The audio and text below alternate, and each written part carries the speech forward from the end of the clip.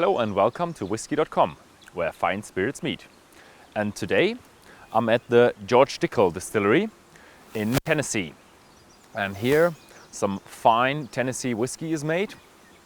The distillery was founded by George Dickel, a German settler who founded the Cascade Hollow Distillery. And I'm going to visit this distillery today and show you all about it. Okay, here's where all the tours start, the visitor center. The visitor center is really nice. It's a vintage style. They have a post office and all old equipment is decorating the room. And what is very nice is you have a display of very old bottles from way back, and a lot of articles about how the distillery developed and what the distillery is all about.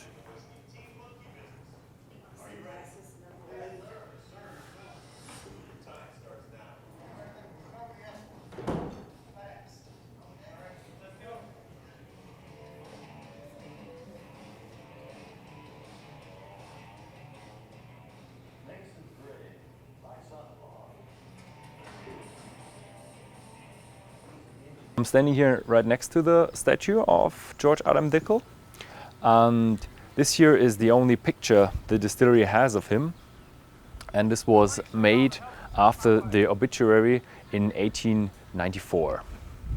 The water is very important for the distillery for making the whiskey. Here in Tennessee and Kentucky we have a layer of limestone that acts as a filter and filters out the iron in the water. And that means you get a whiskey that is not bitter. If you do a whiskey from anywhere else on the planet that has a water with a lot of iron in it, you get a bitter whiskey.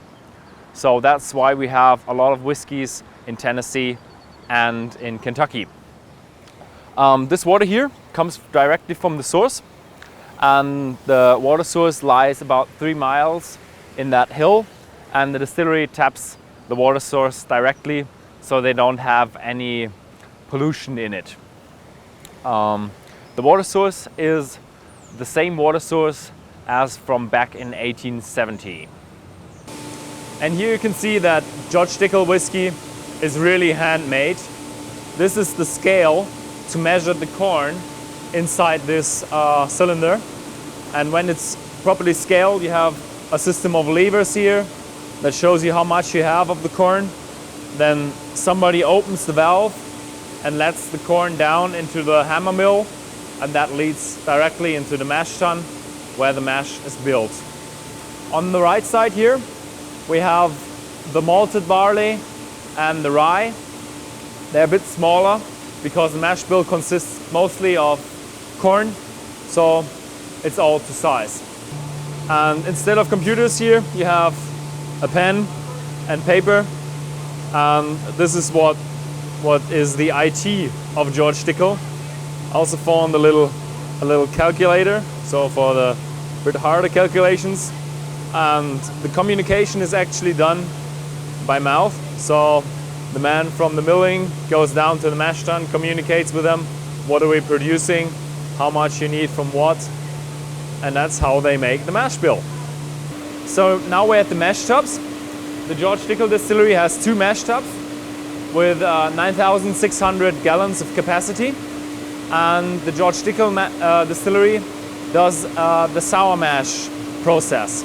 So we take something from the distillation part that is left over, so not the spirits, but the leftover part is added to the mash tubs, and that makes it the sour mash.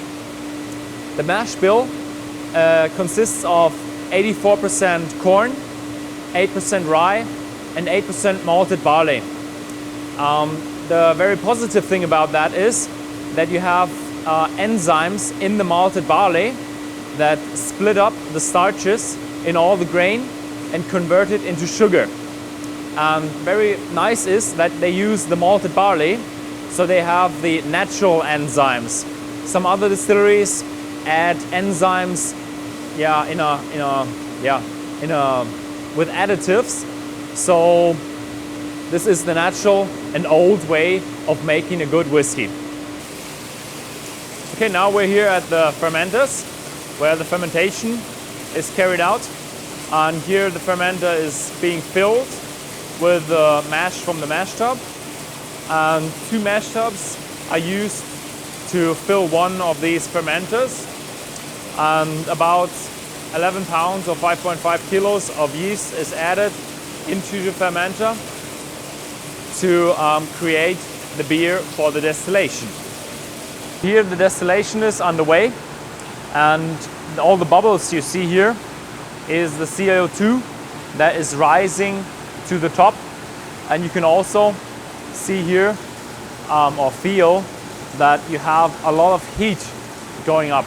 This is in the process of the fermentation, and when the fermentation is carried out, the beer has an alcohol content of about 8%, and that is then the final product before the distillation.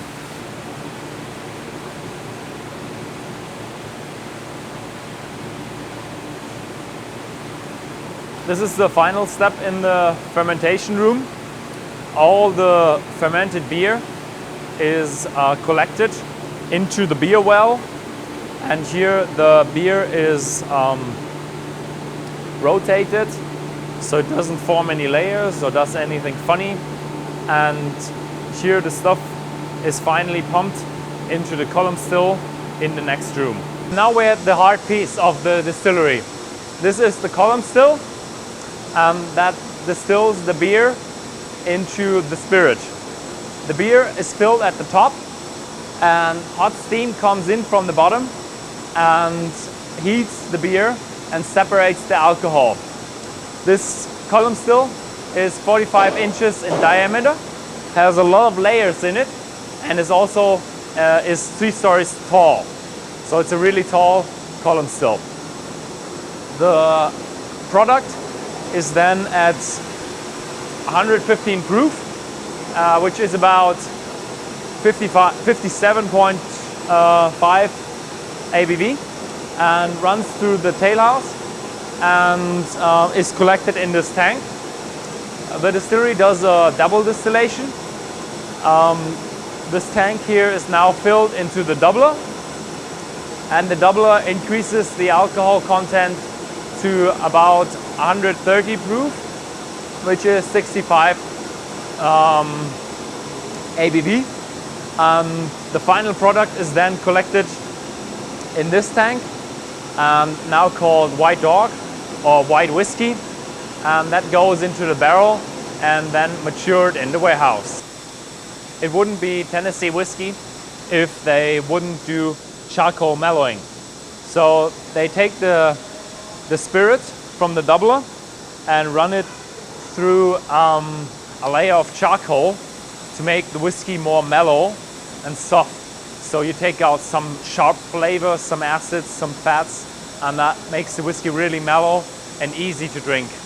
So what they do is they have a plate inside a tank, then they put a blanket on it and 15 feet of charcoal that is about 5 meters of charcoal, and fill in the whiskey to have a charcoal mellowed. The charcoal is produced here on site on the distillery. The distillery gets the regional sugar maple wood in form of logs to the distillery. They cut it into these staves here, put it in a big block and set it on fire. That burns for a couple of hours until you have the charcoal. Then they spray water on it and hose it down so it doesn't burn to ash. And during that time, the whole tower collapses and also already breaks down, and you have the little bits that we saw earlier. After that, we have the charcoal, and that is used in the process you saw earlier. This is one of these tanks for the charcoal mellowing, and the specialty about the George Dickel distillery is the chilled charcoal mellowing. So the distillery chills the whiskey down to a low temperature and then fills it into the tanks. You can already feel the whiskey because at the bottom where the whiskey starts here, the tank is really cold. The process takes very long time. It's actually sitting in there for 7 to 10 days to get out all the unwanted flavors. After the charcoal mellowing, you fill the whiskey into casks. These are new American white oak casks with a number 4 char. The lid has a number 2 char, which is a very deep charring. So there's a lot of charcoal inside the cask and matures the whiskey very well. They're filled here at 2 hand filling stations, and then they are rolled off outside and sent to the warehouses for maturation. After filling the barrel, we end up here in the warehouse. George Dickel is dedicated to handcrafting the whiskey, and that's why they label the cask not by barcode, but they still label it just with writing on the content of the cask. First line is the distillery, then comes the town and the state, also some other regulation, and the last line is the date. So we have lot number, and that's the next number is 08, that's 2008. J stands for the 10th month, that is October, and the 31st is the day. So it's 31st of October 2008 when this barrel was filled. We have a one-story warehouse, means that we only have 6 barrels stacked on top of each other, and that means we don't need warehouse rotation. This warehouse is not heated or cooled in any way, except in the winter they do a bit of heating to prevent the sprinkler system from freezing. It's not affecting the whiskey, but just for maintenance. The next thing is the leakage in the barrels. Here we see a bit of leakage. This is a rather unimportant leakage because it caramelizes over and covers the leakage. If we have worse leakage than that, then they use small pieces of cedar wood, and they just punch it in and seal the hole with it.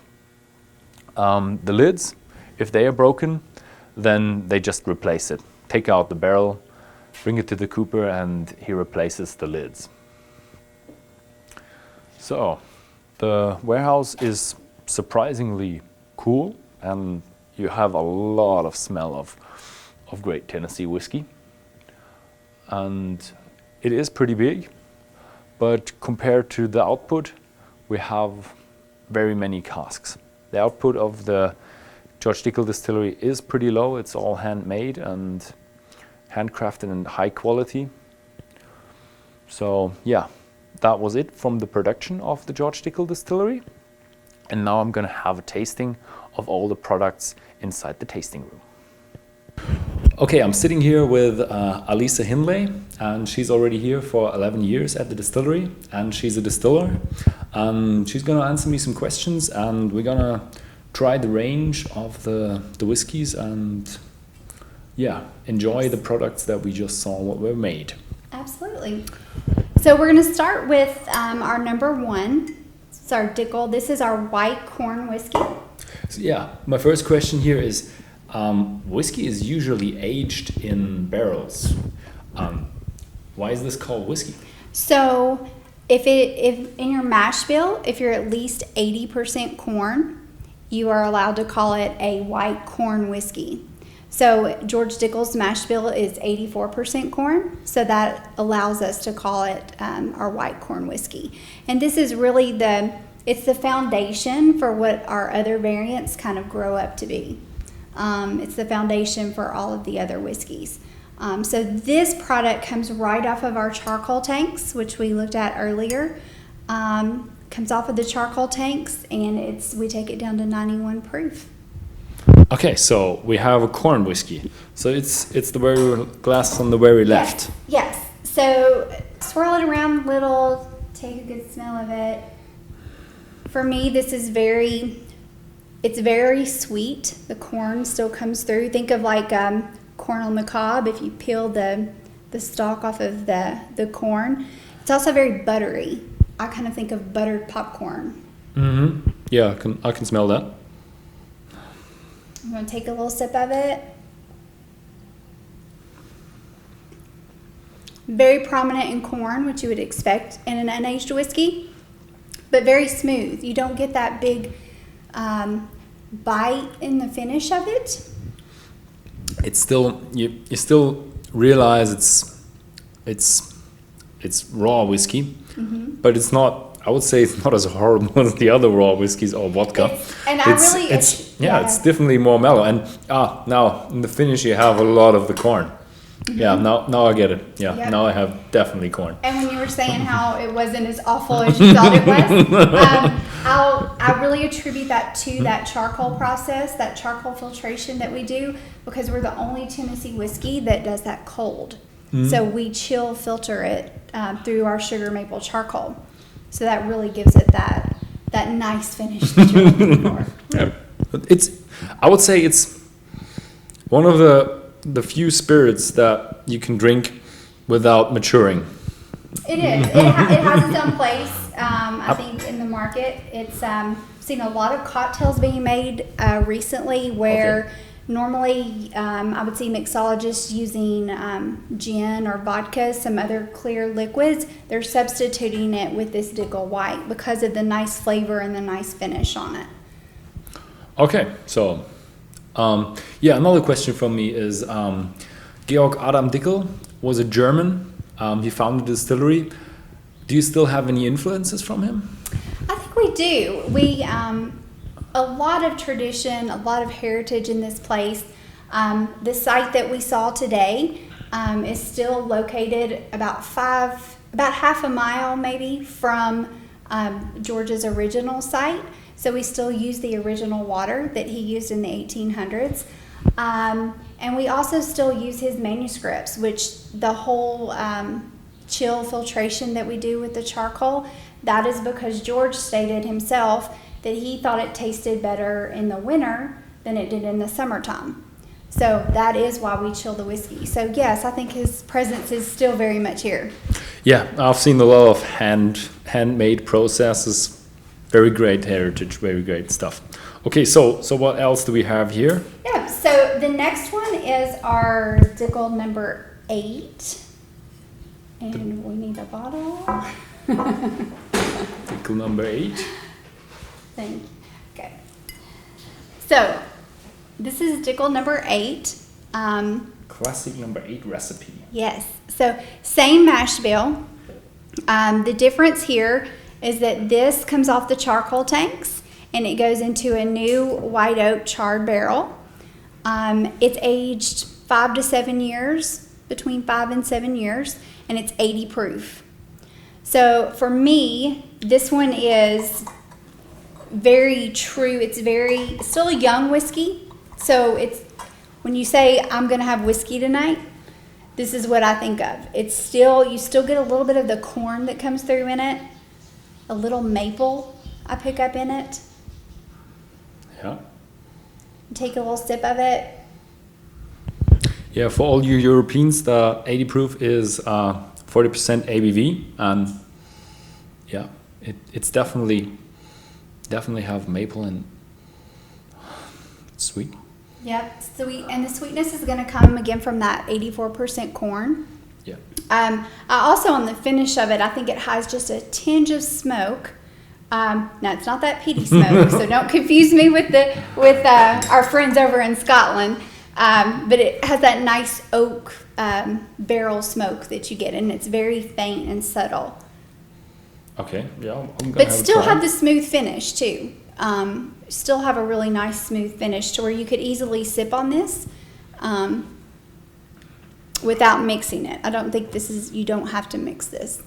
Yeah, that is really smooth.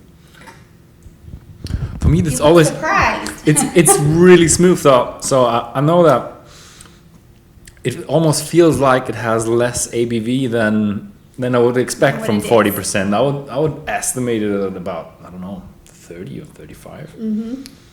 But yeah, very, very mellow. Yeah. So the next one we have is the Dickel 12. And sorry, let me need the bottle again. Thank you. So this is the Dickel 12. This one is, again, it comes off our charcoal tanks, goes into a new charred oak barrel. It's going to be about 7 to 9 years old, and it's 90 proof.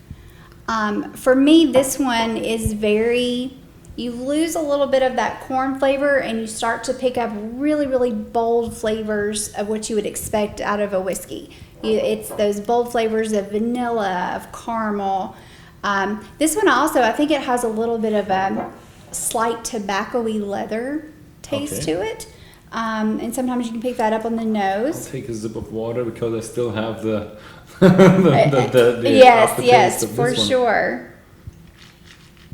The 8 and the 12 are really our two flagships that most people that we've always had, and most people will generally go, if they're straight whiskey drinkers, they like one or the other. The taste profile is that different in the two of them. For me, this one, like I said, I think it's a sweet spot of where in aging to where you get those really nice bold flavors, but the oak starts to come in just a little bit, and you get a little bit of tinge of that woodiness to it as well. Yeah, that is more my thing. It's very oaky, but it's different to the Scotches because you have more of the mellow white oak, I would say, because the white oak is not as spicy with all the tannins. It's still easy drink, but you have you have more flavors in it, I would say. For the 12, drop an ice cube in it. I'm not opposed to dropping an ice cube in it. There's nothing wrong with that, in my opinion. Honestly, you drop an ice cube in it, it just opens up more flavors. If you think of it as you have your whiskey and all these chemical compounds are in here like this, and you drop an ice cube or a little drop of water in it, all it does is just release those to give you even more new flavors that are there. So this has 45% ABV or 90 proof. So it has a nice heat, but it's not a burn. It's like a really nice warmth. Yeah, I like it. It's you feel the glow. You feel the glow in your mouth, but it's a little still it's very. I don't know how you describe this mellow taste. I really like it. I think I'm getting into the Tennessee stuff. That's right. It's the best Tennessee whiskey. It's also a little creamier on the tongue too. But this shows you the only difference in what we just tasted is age. So it does show you how important the barrels are that you use, definitely, and how they're aged and the difference that it makes. Yeah, definitely. Aging, I would say, is the most important thing with whiskey. That's what whiskey separates us from gin and from vodka. And I think it's very amazing. Also, the charring of the barrels is also very important. Yes. So the next one is our Dickel Barrel Select. So we'll grab that bottle real quick. Thank you. So the Barrel Select it's going to go up in age again. It's going to be a minimum of 10 years old. Minimum of 10 years? Okay. Minimum of 10. Right now it's between 10 and 12 years old. It's 86 proof, so we've taken the proof down just a little bit. This is hand-picked by myself. We'll pick about 10 to 15 barrels at a time and mingle them together and bottle them, and then we'll come back and pick 10 or 15 more. So a little bit limited production. It's not as mass-produced. Okay. Hence the name Barrel Select. So it is very select and special. This one, whereas I think the 8 and 12, they're very smooth. You can drink them straight. They're also nice in cocktails because they do have nice flavor profiles that our bartenders and mixologists love to play around with. In my opinion, the Barrel Select, it doesn't need a cocktail. It's perfect. It is the smoothest whiskey that we have. I think it's aged a little bit longer, so I still get some of that vanilla coming through, but it's not as bold. It's a little bit more subtle, and I feel like the oak has taken over a little bit more, so you get a little bit more of that wood out of it. I can feel the vanilla. I don't know what it is. Some fruitiness. I don't know if it's dried fruit or something. Yep. You can get that. It's dried fruit, but if it's raisins or if it's plums, I can't tell. But I can get dried fruit. I can get the plums. I can see where you say see that. plums. Mhm. Maybe. It's definitely dried fruit, but it smells really nice. To me, if you enjoy straight whiskey and you just like to sit and sip on a good whiskey, the Barrel Select is perfect for that. Okay, yeah. Now comes the spiciness. It does have a little bit of spiciness on the end of it. But it's not a harsh spiciness. No, it's still the whole Dickel family.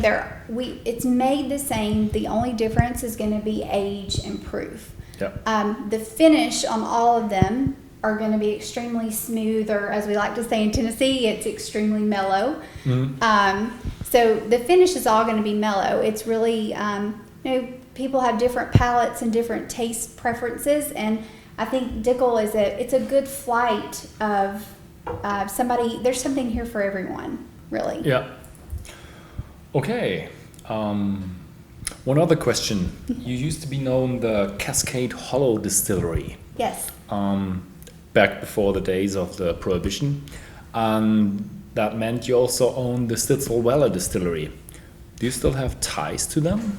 So, yes, as Dickel is owned by Diageo, and Diageo does own Stitzel-Weller as well. Pre-Prohibition, actually Prohibition hit Tennessee a little bit sooner than it did Kentucky. So pre-Prohibition, this was called Cascade whiskey from the Cascade Distillery. When Prohibition came to Tennessee, we had to dismantle that distillery. We actually moved our operations to Louisville, Kentucky, which is where Stitzel-Weller's at. So Stitzel-Weller, for a small amount of time, did make Dickel. And then Prohibition shortly after came to Kentucky, and the brand was again dismantled in Kentucky. So while we're not making it anymore, all the Dickel stays here in Tennessee. It is a Tennessee whiskey. They are still part of our larger Diageo family. So they're like friends. We are friends, absolutely. Okay, good, nice. So the last one is the rye then, right? Yes. So we also have, this is a fairly new innovation. It's been out for about maybe 2.5 years now. Something that we've been working on for many years, actually. So the Dickel rye, it's really unique. Whereas what we've tasted so far, it's all the same mash bill of 84% corn, 8% rye, 8% malted barley. The rye is going to be 95% rye and 5% malted barley. So very high rye content. It's going to be about 5 to 6 years old. The uniqueness of this rye is that it's the only rye that goes through that cold Tennessee charcoal filtration process. Okay. So it's still, even though the mash bill is different, it still goes through our signature chill filtration through that sugar maple charcoal. So I'm going to nose it. To me, it still has the great nose of the rye. That spiciness really hits you. Yeah, definitely. Yeah. The higher Definitely content you get something- in rye, the spicier it's going to be. Yeah, that's... I will say, I feel like with this rye, because we put it through that Dickel signature charcoal mellowing, the chill mellowing, what this does for me, generally when I taste a rye, especially if it's 95% rye, the spice and that pepperiness it's right up front in your face. Okay. And it's like you drink it, you better be ready for the spice to hit you. What that mellowing, what the charcoal mellowing does for us, I think it actually, for me, it brings up a little bit of fruitiness out of it. So on the front end, I get a little bit of fruitiness that I don't normally get in rye. I have a deep remembrance of rye bread. Yes. Yeah, yes. It's like bread. But you can get that. Different.